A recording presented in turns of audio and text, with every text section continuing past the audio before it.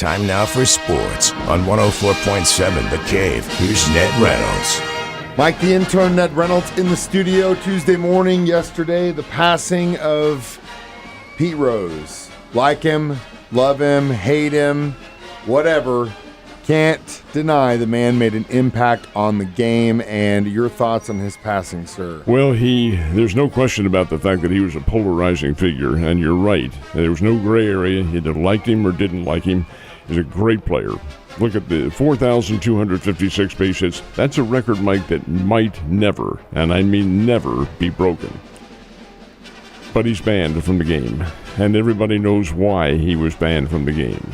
Well, you run into two sides of the argument here. First of all, I will tell you, in my opinion, I think in time, and it may not be right away, but in time, I do think he gets into the Hall of Fame. It's the one thing that he really wanted desperately while alive, but he knew what the realities of that were, and they aren't very good, and will not be very good since he passed yesterday at the age of 83.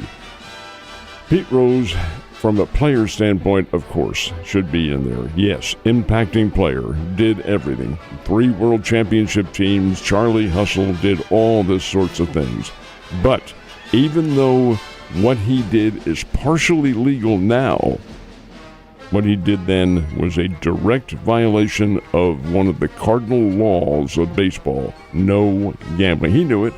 The late Bill Verdon once told me, he said, Pete Rose should never be in the Hall of Fame. Why? Not because he gambled, but because he thumbed his nose at the business, at the sport.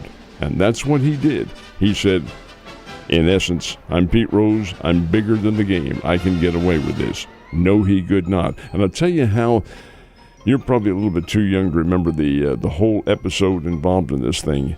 But when it became evident that he had done this and the news media got a hold of it and got all the evidence and so forth, the commissioner of baseball at that time was A. Bartlett Giamatti, Dr. Giamatti, who had given up the presidency of Yale University to become the commissioner of baseball. It's a big baseball fan. He's the father, incidentally, of two of Hollywood's outstanding actors, Paul Giamatti and Marco Giamatti. Look at Ned with the trivia bombs this and morning. their dad was commissioner of baseball. Wow. Now, Bartlett Giamatti, Dr. Giamatti, president of Yale University, knew Pete Rose. I don't think they were close buddies, but they knew him and talked to him and shared some time and so forth. Little did he know that this would be forthcoming, and he, the commissioner, would have to make the final decision. Here's all the evidence, and Commissioner Giamatti looked it all over, mulled it all over, called Rose in about 2 months after this had become evident and said, Pete, I have no options. I've weighed all the options I possibly could use, and I have none. I have to ban you from the game. Rose said, understand completely. And he said, I prepared a document here for you to sign, and Pete did sign the document, admitted to gambling on baseball and so forth. The pressure was so great that Dr. Giamatti died a week later from a heart attack. That is how intense that circumstance was for him and for everybody involved. Since then, there have been 3 other commissioners, and all of them have upheld that ban. I think the current commissioner, Rob Manfred, will also uphold that ban, and he's gone. He's already said he's retiring in 2029. I think it'll continue until such time as the impact of what Rose did weighs, or lessens, I should say, on everybody, because it will in time. I think he does get in the Hall of Fame. Does Ned Reynolds think he should? No, I do not. Bill Verdon, the late Bill Verdon, for whom I had 110 amounts of respect, said no, he doesn't get in. He shouldn't get in. He thumbed his nose at the game, okay? You can't, and this is not just baseball, this is any organization. You can't tell them you're the boss. You've seen it in broadcasting. Some pretty good announcers will go, hey, I want to do this, I want to do that, or I'm walking. See you, bon voyage. Yeah. It's the way it works. And I'm afraid that's the way it's going to work with Rose until such time as younger thinkers who aren't aware of what the situation really was and the impact on society will say, yeah, let's put him in there. So I do think eventually it does happen. Sell some tickets in regards to Giamatti having a heart attack after telling him 1 week. 1 week. don't take your job too damn seriously. That's the lesson there. The Royals in the wild card round of the playoffs starts today. When do they get started? All the teams, American and National League, begin their best-of-3 series. These are qualifying series, so to speak.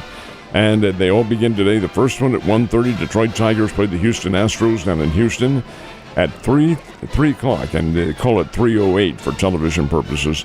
3:08, the Royals and the Baltimore Orioles at Oriole Park at Camden Yard. That'll be a lot of fun. And don't sell the Kansas City Royals short. 4:30, New York Mets go to Milwaukee to play the Brewers. And at 7:38, the Atlanta Braves, who just got through playing a doubleheader in Atlanta yesterday, are out in San Diego to play the Padres. So this is really interesting what's happening now. The Braves and the Mets both got into the playoffs because they split their doubleheader. The doubleheader was yesterday, and it was the end of the regular season. They split it, so both have to play again within 24 hours at different locales. Hey, it's too bad. That's the way it works. And indeed, both teams could put on a pretty good show. But these are the qualifying rounds, and then the winners get to play the teams that had byes. And therein lies a very interesting circumstance. It's going to be a lot of fun. Good luck, Royals, and can't wait to watch that game this afternoon. Let's talk about the Kansas City Chiefs now. Of course, they got a victory in L.A., but the loss to Rashee Rice might be felt for a number of weeks. After about, mid-morning, and I still hadn't heard anything. Then by mid-afternoon, you hear that they're going for a second opinion, and they haven't got a complete picture of. So, to me, and what I've heard is that that's a good sign, because if it was a complete tear, they'd know immediately. So what are your thoughts on it? Complete tears are rather evident in an MRI, but the fact that he's asking for a second opinion does lend some doubt to the circumstances involved, but he's going to miss a whole lot of games. There's just no question about that. And I'm surprised that the Chiefs didn't come through with definitive word on this. They're leaving everybody kind of hanging, including Rashee Rice himself. But regardless, he's going to be out for quite some time.